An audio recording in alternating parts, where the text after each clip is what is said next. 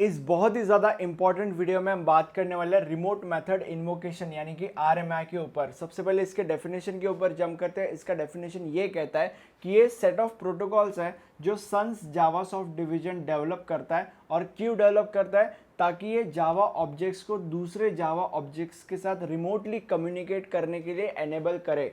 मतलब जावा ऑब्जेक्ट्स दूसरे जावा ऑब्जेक्ट्स के साथ रिमोटली कम्युनिकेट कर सकते हैं रिमोट मेथड इन्वोकेशन के सहायता से।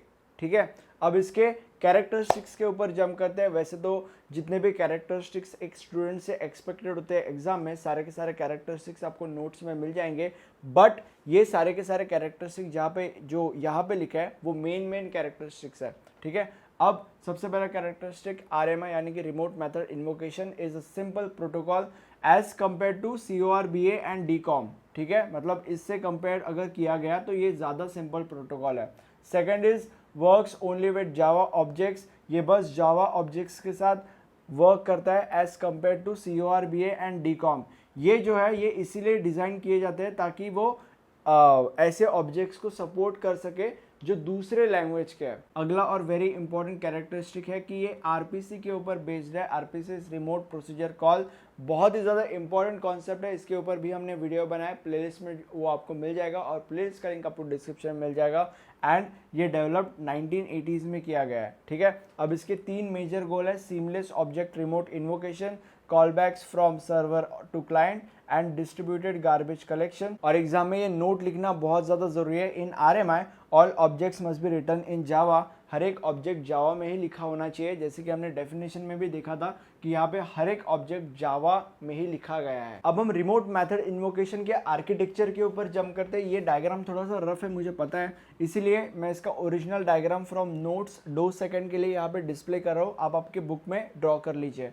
अब यहाँ पे 4 लेयर्स होते हैं: ट्रांसपोर्ट, रिमोट रेफरेंस, प्रॉक्सी और एप्लीकेशन लेयर। ठीक है, और ये क्लाइंट प्रोसेस होता है एक, और उधर सर्वर प्रोसेस होता है। क्लाइंट और सर्वर के बिना ये जो पूरा का पूरा ये जो आर्किटेक्चर है ये मतलब रन होना नामुमकिन है। ठीक है, अब हम क्लाइंट प्रोसेस के ऊपर जंप करते हैं। अब क्लाइंट प्रोसेस, इसको अगर सपोज कोई चीज़ परफॉर्म करनी है, कुछ करना है, ठीक है, सपोज फॉर एग्जांपल इसे मल्टीप्लिकेशन करना है, इसे सपोज फॉर एग्जांपल 419 इंटू 420 करना है। ठीक है, तो अभी ये पैरामीटर्स स्टब को दे देगा। अब 419 इंटू 420 क्या होता है? 1,75,980, राइट। बट ये इसे नहीं पता। ठीक है, उसने बस रॉ पैरामीटर्स स्टब को दे दिए, राइट। अब स्टब क्या करेगा? स्टब उन पैरामीटर्स को पैक करेगा, और जब वो पैरामीटर्स पैक होके रेडी हो जाएगी उस चीज़ को हम बोलते हैं मार्शलिंग। और हम जब आगे भेजते हैं इसे हम मार्शल रिक्वेस्ट कहते हैं। ठीक है, तो अभी आगे भेज देता है वो पैक होने के बाद वो पैरामीटर्स, और वो जाते हैं रिमोट रेफरेंस लेयर के ऊपर, जिसको हम RRL भी कहते हैं। रिमोट रेफरेंस लेयर क्या करता है? रिमोट रेफरेंस लेयर तो सबसे पहले ये देखता है कि उसे किसे भेजना है ये चीज़। ओके, दूसरी चीज़ वो ये देखता है कि ये सिमेंटिकली करेक्ट है या नहीं। और जो तीसरी चीज़ वो देखता है वो ये है कि वो जो चीज़ है जो उसे मिली है वो यूनिकास्ट है या मल्टीकास्ट है। यूनिकास्ट का मतलब इसका बस एक कॉपी बन सकता है, और मल्टीकास्ट का मतलब इसके मल्टीपल कॉपीज बन सकते हैं। अब ट्रांसपोर्ट लेयर के ऊपर आते हैं। इसका काम ये होता है कि क्लाइंट और सर्वर के बीच में कम्युनिकेशन इस्टेब्लिश करना और उस कम्युनिकेशन को मेंटेन करना आगे तक, कि वो कम्युनिकेशन टूटना नहीं चाहिए।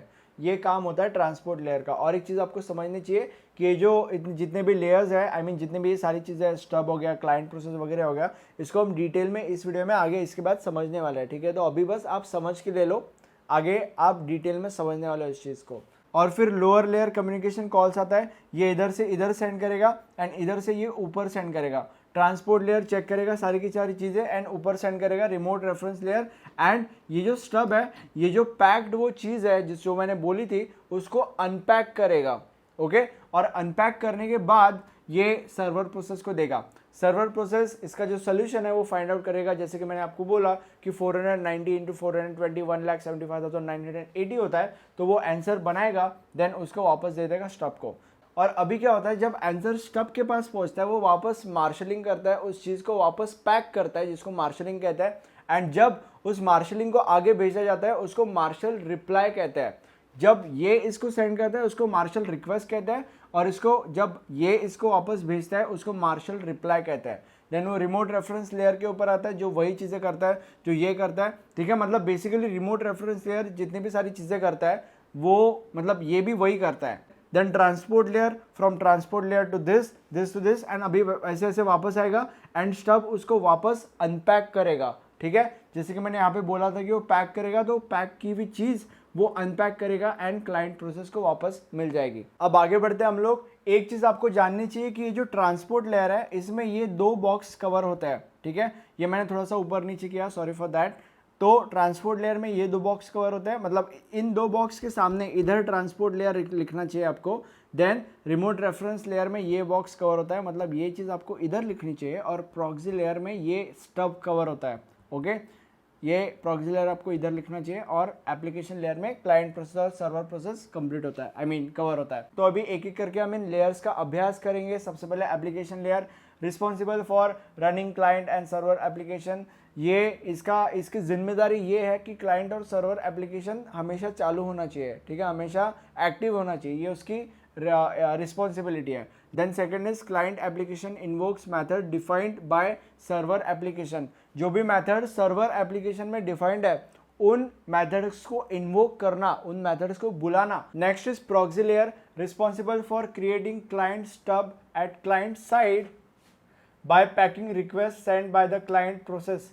ये जो क्लाइंट प्रोसेस रिक्वेस्ट सेंड कर रहा है उस रिक्वेस्ट को पैक करके उसे स्टब बनाता है, ठीक है। तो ये उसके लिए रिस्पॉन्सिबल है। एंड ये और एक चीज़ के लिए रिस्पॉन्सिबल है, वो है स्केलेटन बनाने के लिए। मतलब जैसे यहाँ पे स्टब बनाता है, यहाँ पे स्केलेटन बनाता है, यहाँ पे स्टब की जगह पे आप स्केलेटन लिख सकते हो, ठीक है,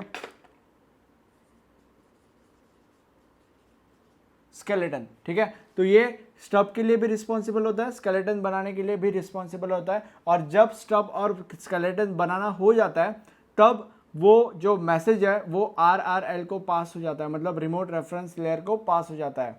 next is remote reference layer. Remote reference layer सबसे पहले तो जो भी उसके पास आया उसका सिमेंटिक्स चेक करेगा, देन उसका एड्रेस चेक करेगा कि कहाँ पे उसे पहुँचाना है, एंड ये सारी की सारी चीज़ें कैसे करेगा। उसके पास प्रोटोकॉल्स का एक लिस्ट होता है, उसके सहायता से वो सारी की सारी चीज़ें करेगा, और जब उसकी वो सारी की सारी चीज़ें करना हो जाता है तब उस चीज़ को वो ट्रांसपोर्ट लेयर को दे देगा। And the last one is transport layer. Transport layer का सबसे पहले तो काम ये होता है कि इन दोनों के बीच में कनेक्शन इस्टेब्लिश करना, उस कनेक्शन को मेंटेन करना, और इसका और एक काम होता है वो ये है कि जब क्लाइंट प्रोसेस कोई रिक्वेस्ट सेंड कर रहा है तो वो सर्वर प्रोसेस के पास पहुंचनी चाहिए, इसको इंश्योर करना, ठीक है। और सर्वर प्रोसेस जब कोई रिप्लाई दे रहा है तो वो जो रिप्लाई है वो क्लाइंट प्रोसेस को वापस मिलना चाहिए, ये इंश्योर करना, ठीक है।